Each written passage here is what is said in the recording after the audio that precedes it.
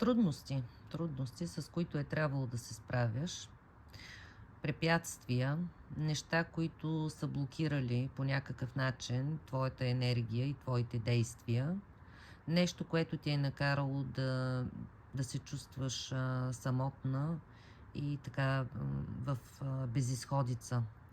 безизходица с ситуацията, която се е създала, въпреки твоите усилия да се справиш с това.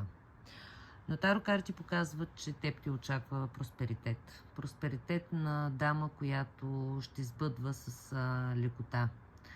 Тъй като в тебе има стабилност и заземеност, знаеш на къде си тръгнала, към какво си тръгнала, ще постигаш целите си с лекота и финансовият ти доход ще се увеличава добре.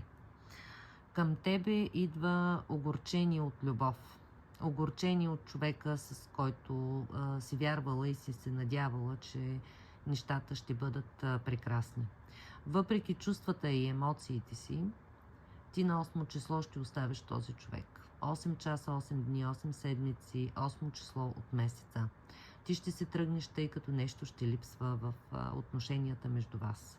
Нещо, което за теб ще бъде много важно, защото ти ще се откажеш от тези отношения. Ще си тръгнеш.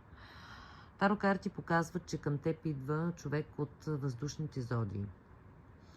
Човек, който умее да управлява, човек, който се занимава с метал, или кара автомобил, или е автомонтьор, или е зъболекар, или е лекар, или нещо свързано с метал.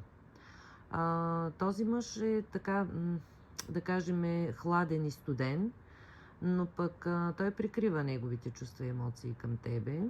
Вятърничев, да, определено е вятърничев, въздушен зодиакален знак, но пък честен и искрен.